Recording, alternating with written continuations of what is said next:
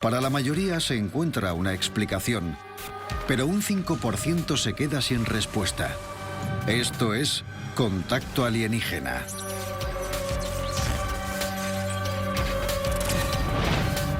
Contacto Alienígena. Expediente Reacción Nuclear. La base de las Fuerzas Aéreas de Loring está justo en el borde de la frontera de Canadá. Es la mayor base aérea de bombardeos estratégicos en Estados Unidos. 27 de octubre de 1975. Base de las Fuerzas Aéreas de Loring, Limestone, Maine. Robert Powell, químico analista, director de investigación en MUFON. Era la mayor en cuanto a cantidad de armas nucleares dentro de la base. Esto sucedía durante la Guerra Fría, cuando se temía una guerra nuclear entre los Estados Unidos y la Unión Soviética. Por esa razón, la seguridad tenía que ser hermética. El que se atreviese a entrar en el perímetro de la base de Loring se enfrentaría a serios problemas. Incluso algunos de los soldados de la base no eran conscientes de las armas nucleares que estaban escondidas en la base. En el perímetro de la zona de almacenamiento de armas estaba el sargento primero Danny Lewis, en el turno de noche. Dr. Kevin Randle, oficial de inteligencia de las Fuerzas Aéreas. Lewis era miembro del destacamento de seguridad de la base de la Fuerza Aérea de Loring. Mientras cumplía con su trabajo, vio unas luces en el cielo que se movían de un lado a otro. Quizá era detrás del perímetro de la base, pero estaban bastante cerca. No podía distinguir el tipo de nave que era. Se movía como un helicóptero. Subía y bajaba igual que un helicóptero. Tenía un movimiento muy similar al de los helicópteros. No estaba dentro de la base, sino que merodeaba por los alrededores. Y esto causaba muchísima preocupación porque se suponía que ningún avión podía entrar en la base sin autorización. Torre, patrulla WSF, cambio. Patrulla WSF, aquí Torre, cambio. ¿Tenéis conocimiento de un helicóptero que está a un par de kilómetros al noroeste? Patrulla WSF, recibido. Lo estoy viendo. Está al noroeste, pero no lo tengo identificado. Espera un momento, voy a contactar, cambio. Por favor, identifíquese. Patrulla WSF, no conseguimos identificar la nave. Un objeto se acercaba a la base militar restringida y no respondía al intento de contacto. Lewis entonces se lo comunica al puesto de mando. Les informa que está pasando algo raro. Puesto de mando de Loring. Comandante de la base, aquí la patrulla WSF. Hemos detectado un helicóptero a un par de kilómetros al noroeste. Lewis contactó con el comandante de la base y este corrió a lo alto de la torre de control. Le preocupaba que entraran en el almacén de armas.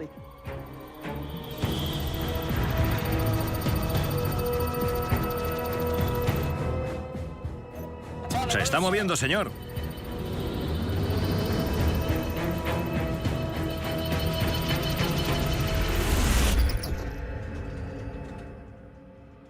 El objeto daba vueltas alrededor de la base y luego desapareció.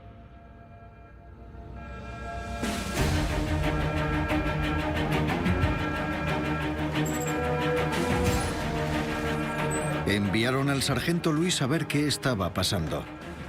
Torre, aquí patrulla WSF, voy para allá.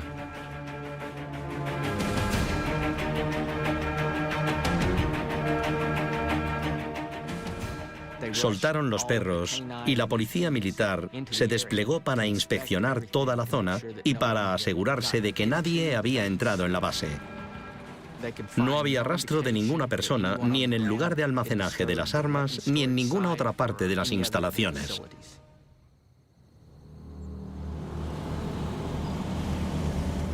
24 horas después, la base seguía en alerta máxima. El sargento Lewis volvía a su puesto en el almacén de armas. La noche siguiente, Lewis volvió a patrullar.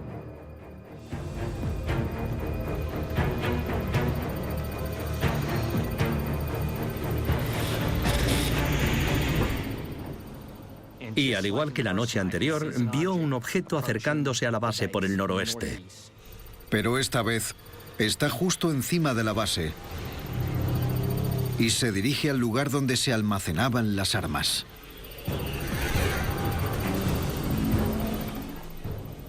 Puesto de mando, aquí patrulla WSF.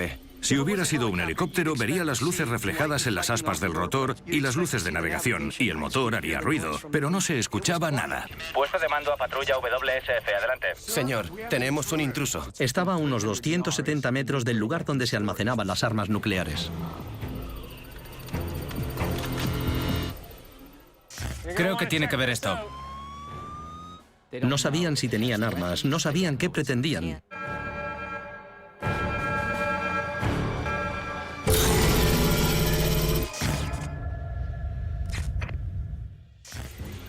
Puesto de mando, aquí patrulla WSF. Una nave no identificada se aproxima a la base de las Fuerzas Aéreas Americana Señor, tenemos un intruso.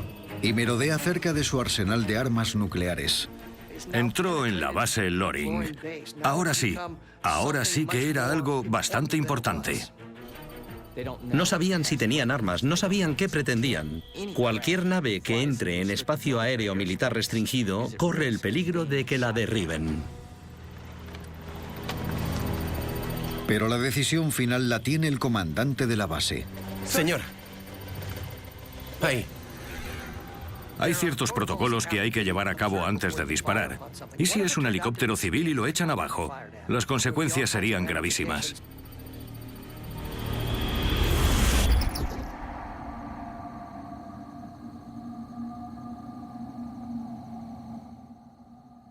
La perdieron de vista, no sabían qué había pasado, desapareció. En el exterior de los hangares de los B-52, los sargentos Aigner y Jones ignoraban esta infracción de seguridad. Jones, ¿te importaría pasarme la de 3 octavos? Sí, claro, voy. El sargento Aigner y el sargento Jones eran mecánicos del B-52. Estaban trabajando en la base.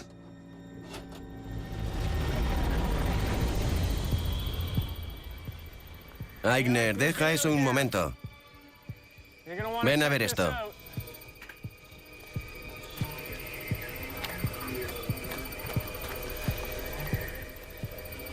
¿Qué es? No lo sé.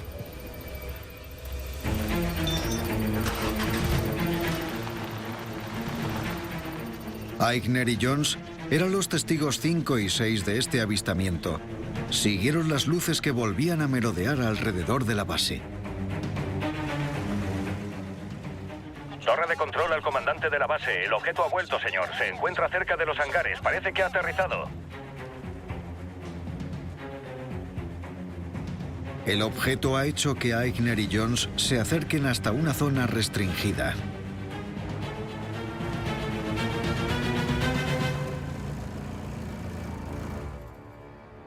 ¿Estás seguro de esto? Entonces pensaron, va a ser mejor que nos vayamos porque se supone que no podemos estar aquí.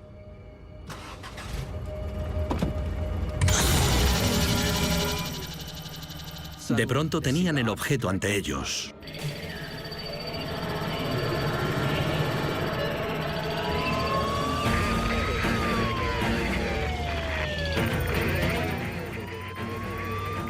Aigner y Jones escucharon a la policía militar y decidieron largarse de la zona restringida lo más rápido posible. Pero en ese momento, lo último que Luis tenía en mente era a Aigner y Jones.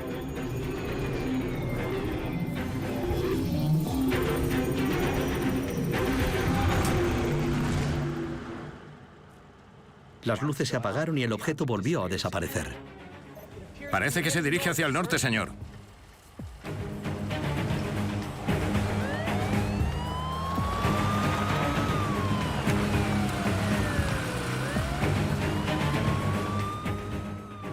Ha abandonado nuestro espacio aéreo.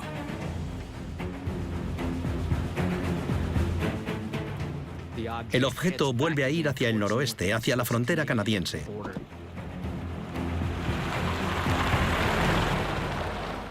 Y vuelve a desaparecer del radar. Ha hecho algo parecido a la noche anterior.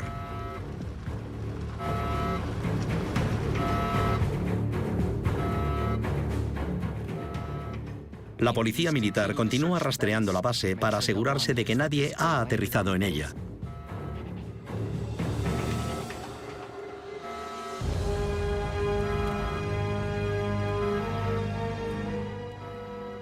Este es uno de los casos en los que el gobierno de los Estados Unidos admitió que una nave no identificada penetró en sus instalaciones nucleares, pero no fueron capaces de determinar de dónde había salido o a quién pertenecía.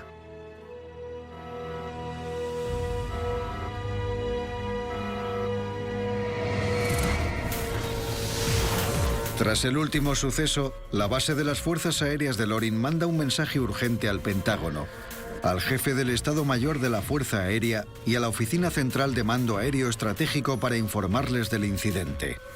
El mensaje recomienda que las bases de la zona norte eleven la alerta de seguridad al nivel 3 en toda la frontera de Canadá. 3 años después, el periodista de Nueva York, Barry Greenwood, investiga el incidente y se aprovecha de la Ley de Libertad de Información. El Departamento de Defensa desclasifica unos documentos que revelan que 3 días después del incidente de Lorin, se vio un objeto similar rondando la zona de almacenamiento de armas en la base de las Fuerzas Aéreas de Bushmith, a unos 1.800 kilómetros de distancia. Los testigos también afirman haber visto objetos no identificados sobre las bases de las Fuerzas Aéreas de Montana, Dakota del Norte y Ontario.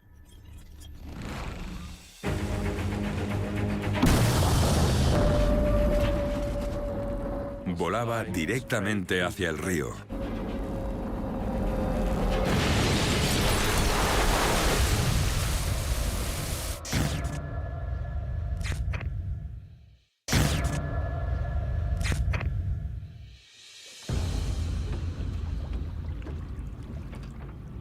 Expediente Cohete Fantasma.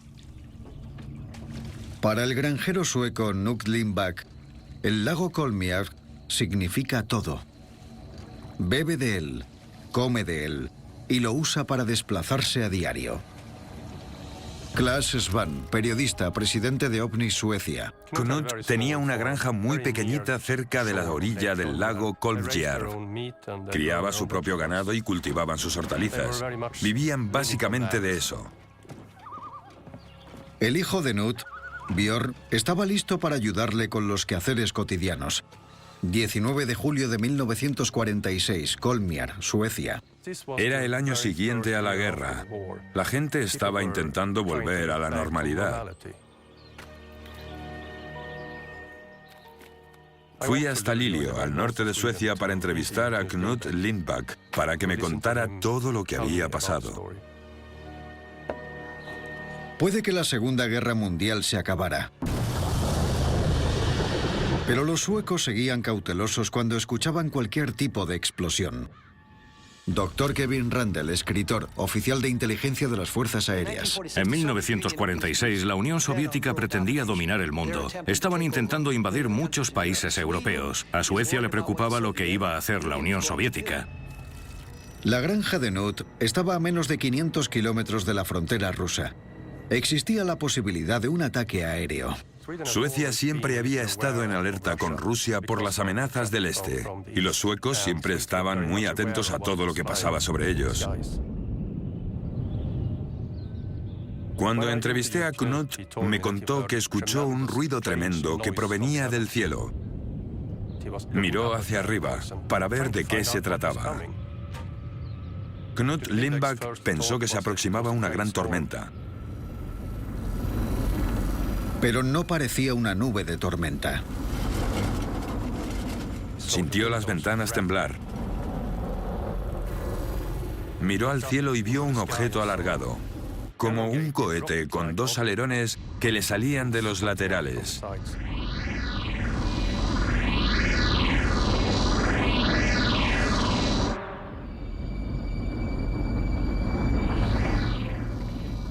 Los suecos aún recordaban la guerra y las bombas que los nazis lanzaron sobre Suecia. Pero esos cohetes iban dirigidos hacia las 2 ciudades principales. Kolmyr estaba en medio de la nada.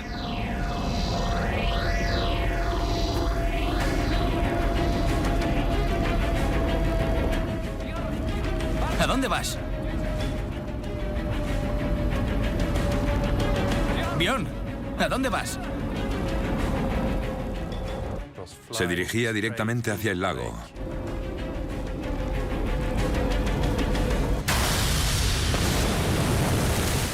La onda expansiva fue devastadora.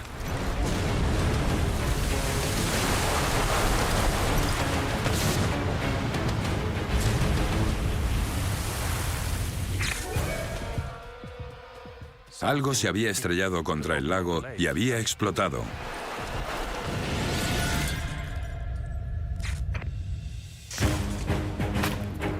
En un campo sueco, un misterioso objeto se dirige hacia la granja de Knut Lindberg.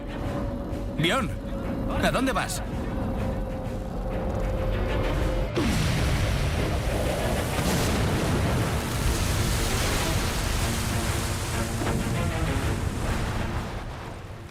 Algo se había estrellado contra el lago y había explotado.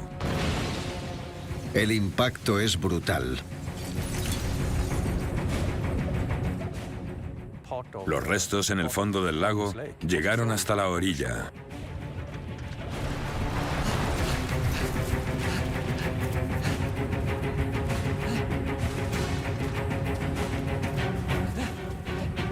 Bjorn, ¿estás bien? Sí, sí. ¿Estás bien?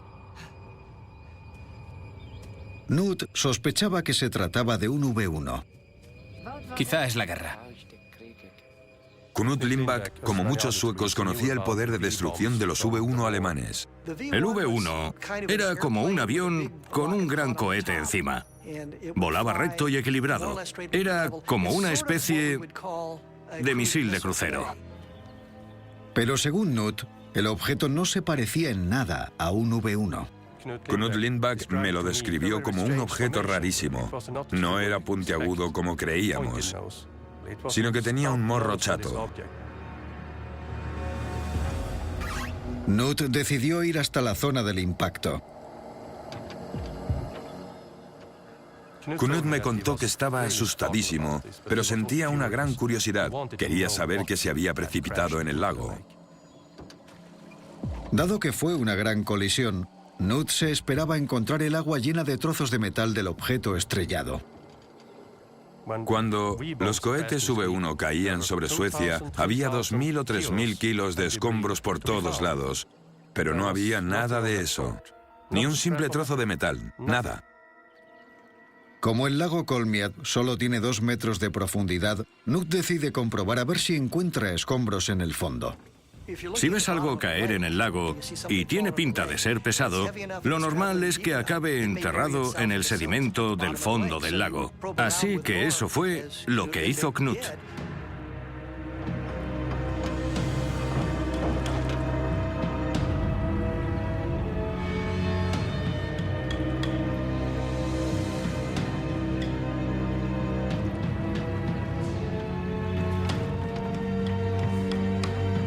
Pero no había ni rastro del objeto. No se recuperó nada. No sabemos lo que cayó al lago. El misterio llega más allá del lago Kolmiad. El choque del 19 de julio fue uno de los 4 choques que tuvieron lugar en 5 horas. Sin excepción, cayeron todos en lagos remotos. Y eso es muy extraño porque Suecia, como todos los países, no solo tiene lagos. Podrían haber caído sobre tierra. ¿Lo has encontrado? Ahí no había nada. Esto me parece un enigma, un puzzle. No encaja con la descripción de los cohetes ni nada de lo que conocemos hasta hoy.